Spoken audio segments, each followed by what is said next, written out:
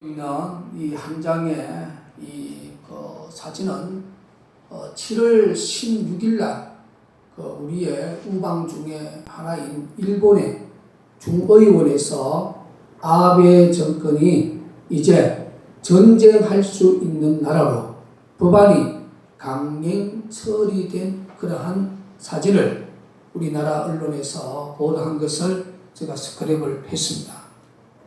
70년 전에 일본은 세계 2차 대전국으로서 패전국이 되었죠. 그래서 전쟁할 수 없는 나라가 되었습니다. 70년이 된 이후에 일본이 왜 7월 16일 날 전쟁할 수 있는 나라로 법안을 중의원에서 강행 처리했느냐. 이것 때문에 일본 전체가 지금 대모대에 지금 휩싸여 있어요.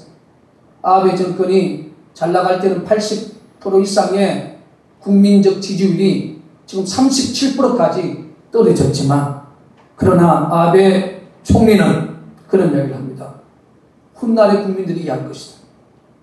저는 그 내용을 보면서 진정 위대한 지도자구나. 여러분, 대통령이 되고 총리가 되는 것은 권력을 군림하고 월급을 받고 명예를 추구하는 그런 지도자는 필요 없는 거예요. 최고의 지도자는 그 나라의 자유주권을 지켜야 되고 그 나라의 백성들의 생명을 책임지는 것이 최고의 지도자의 정치적 덕목이라고 저는 생각합니다. 왜 아베 정권이 전쟁할 수 있는 나라로 법안을 만들었느냐? 저는 아베 정권이 북한의 전쟁 능력에 대한 것을 인지하고 선제적 대응을 한 거예요. 아베는 선제적 대응을 하는데 지금 대한민국 정치권은 평화 타령에 빠져 있습니다.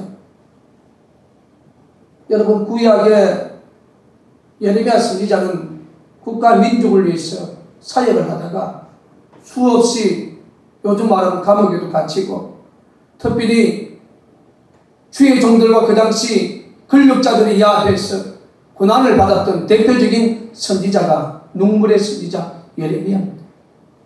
예레미야 37장 38장을 보세요. 당시 유다의 시드기야 왕이 너무 답답해서 옥에 갇혀있는 예레미야를 불러서 하나님께 받은 말씀이 있냐고 물어봅니다. 있습니다.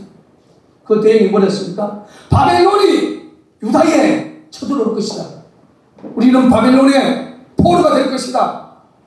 그러나 그때 예레미야가 시드기야 왕에게 그런 이야기를 합니다. 당신 주변에 전쟁이 일어나지 않고 평화를 외치는, 지금에 말하면 목사들이 다 어디 가 있습니까?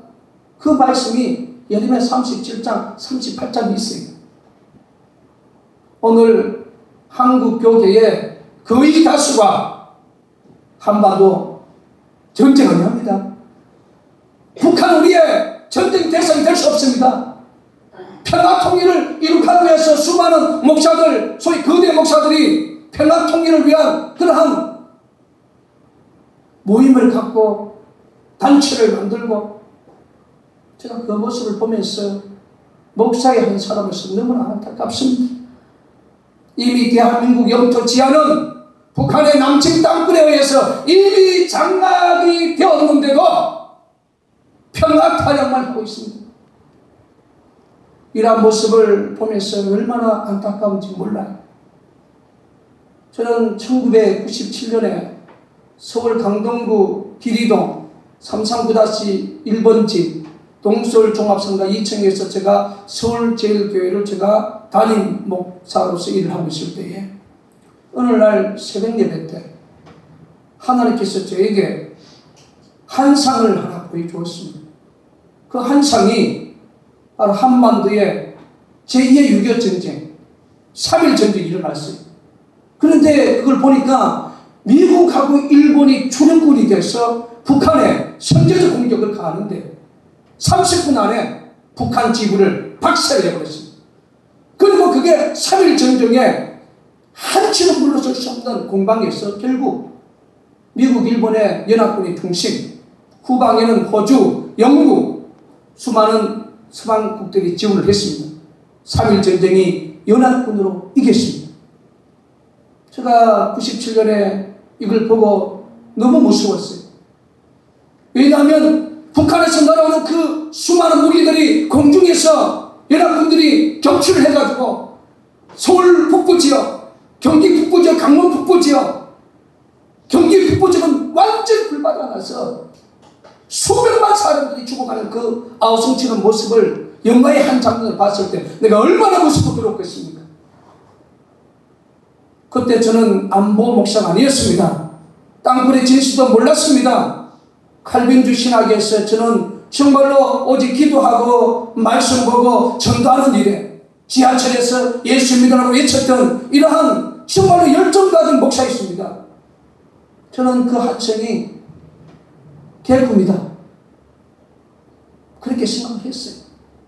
그러다가 본의 아니게 2000년도에 경기도 그때 하성군이었죠. 하성군 매숙면 천천리로 제가 매숙명락교회 교회를 개척해서 내려왔어요. 왜 하나님이 이곳에 나를 보냈을까? 2년이 지나서 2002년 11월 28일 바로 51사단 그 공병대리 앞에 기무사령관의 수사관 출신이었던 정종 선생이 땅굴을 발견했다고 기자회견에 대한 현수막을 보고 그것도 성도님 가정에 신방 갔다가 현수막 보고 설마 여기에 땅굴이 발견됐을까? 여기는 군사 지역이기 때문에 안보관이겠지. 그러한 의심으로 들어가서 기자회견 구경하다가 땅굴과 연관이 되어서 14년을 외치고 있는 목사가 되었습니다. 지금 한국 교회는 제게 정신병자 목사가 보냅니다. 국방부가 땅굴이 없다고 이야기하는데 땅굴이 있다고 한국 교회 성도들을 미혹하는 마귀에 잡힌 목사라고 이야기를 하고 있어요. 내가 정말로 마귀에 잡힌 목사인지 아니면 땅굴의 진실을 부정하는 대한민국 역사가 미쳐있는지 대한민국과 해외에 나가 있는 동포들이 생각을 해 보시길 바랍니다. 2014년 10월 30일 날 정말로 죽을 고심을 다했어요. 경기도 양주 강사동 235-3번지에 출구형 땅굴 22배를 찾고 봉경들을 찾겠다고 수백 번 이상 그 밑에서 작업을 하다가 5번의 죽음의 고통이 있었습니다. 제가 이걸 갖고 있는 것은 이 돌보다도 실제로 하나 더 커요. 이게 만약에 그동안 보력을 26바가지를 퍼적했는데 녹강에 26번째 퍼다가 만약에 이게 떨어졌으면 저 허리나 머리에 맞았으면 죽었습니다. 26번의 녹강을 벌리고 폭군의 인치로 벌리고 이제 젠다이를 기다리다가 꽝 하는 소리에 제가 몸을 순식간에 들고 왼쪽 허벅지에 치면서 실금이 갔습니다. 이게 제대로 맞았으면 저는 죽었을 것입니다. 이런 사망의 엄청난 골짜기에서 양주 땅굴을 드러냈지만 국방부는 2014년 12월 5일 현장에서 500m 떨어진 곳에 150mm 시트 작업 4-5번을 하고 남불사 대표 김진철 목사가 찾았다는 땅굴 확인해보니까 탐사해보니까 땅굴 아닌 것으로 밝혀졌다고 국민들에게 거짓말 이야기했습니다. 일부 시민이 그것도 국회 보좌관 출신이 저를 검찰에 고소했지 않습니까? 국가 예산을 국방부 예산을 탕진하는 아주 나쁜 새끼라고 동부지방검찰청은 저를 소환도 안 하고 무혐의로 기각 처리하고 그 결과만 저에게 보내왔습니다. 이것이 바로 대한민국의 안보 현실입니다. 제가 97년에 본 이 전쟁에 대한 한상을 최초로 글을 쓰기 시작한 것은 2005년도였습니다. 10년 전에 글을 썼지. 그때 저 글을 보고 많은 사람이 비웃었습니다. 왠지 아십니까? 일본의 법 자체가 전쟁할 수 없는 나라인데 저 새끼가 미국 일본 연합군 중심으로 전쟁했다. 3일 전쟁했다. 이겼다. 일본의 국가법 자체는 전쟁할 수 없는 나라예요. 그때 제가 그이들 수모를 얼마나 당했겠습니까? 그러나 나는 하나님께 보았고 들었기 때문에 저는 전해야 할 사명이 있는 줄 믿습니다.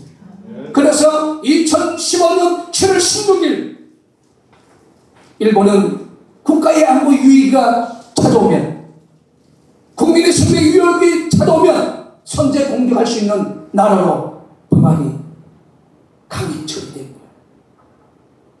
저는 믿습니다.